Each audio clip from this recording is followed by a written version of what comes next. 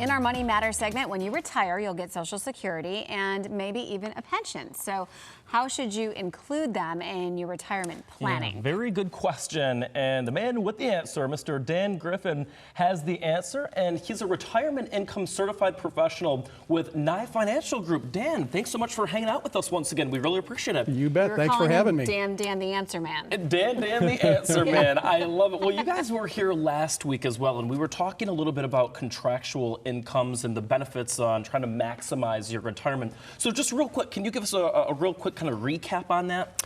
I sure can, but first, because it's not every day you get to wish your spouse a happy anniversary on live TV. Happy anniversary, honey. Yes. Oh, happy anniversary. Brownie points. I love that. More. Right. Yes, and beautiful. A quick shout out to the team back at the office. They do a great job of helping our clients enjoy a financially stress-free retirement, which is what we're all seeking, right? Mm-hmm. Well, we agree. Yep.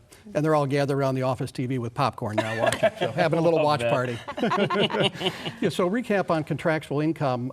As we define it, contractual income is income that you can't outlive. And that addresses a huge risk when it comes to retirement planning, which is longevity risk, the risk of outliving our assets. And so having, the most income you can have that's contractual, going to last as long as you do, is extremely valuable. So that's the first attribute. Second attribute is it's income coming from a reliable source. And then finally, it's income unaffected by stock market volatility. And maximizing your contractual income sources in retirement, the effect that has is reducing your overall income risk. Income risk being the portion of your income in retirement that you need that's being satisfied by taking withdrawals out of your various retirement accounts.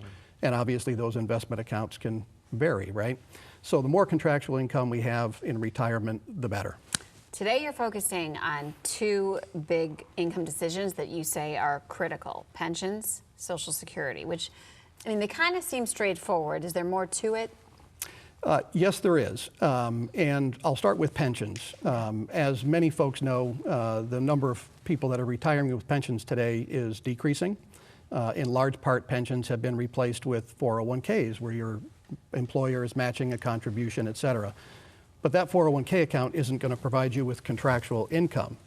If you do have a pension, it's really critical to understand what options are available to you, because every pension plan is going to have multiple options from which you will have to choose. Understanding how each of those options work, and then understanding which of those options is best based on your individual situation.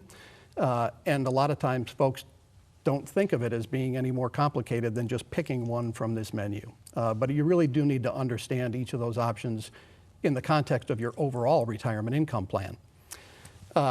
As it relates to Social Security, and this is kind of what we see most often, is people are just not educated. They're not aware of the various options they have available. And the mindset tends to be, when I retire and that paycheck stops, that's when I got to run down to Social Security and claim my benefit. That seems to make sense. There is way more to it. And that mindset, I call that thinking monthly. And we like to teach our clients and prospective clients on how to think lifetime. How much income is this contractual source going to provide for you over your entire lifetime, not just what your starting monthly benefit would be. That's really critical for a married couple too, because you need to take into consideration that Social Security has a spousal benefit option and also survivor benefits. A lot of married folks don't necessarily think when it comes time to elect their benefits, what we do now is going to impact the surviving spouse, or understanding how it's going to impact the surviving spouse. All those components are critically important. And both of these decisions, one crack. Absolutely. Right? Yeah, one shot. And there's no do-overs.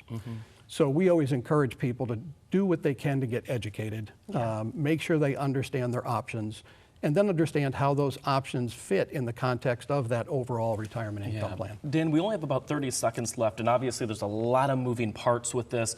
You want to sit down with an expert and have an expert on your side. So tell me about how your team will help us make that informed decision. Yeah, well, we suggest that folks who are interested in getting some professional help consider attending one of our Getting Retirement Ready dinner events. And here we have on the screen a schedule of events that are upcoming.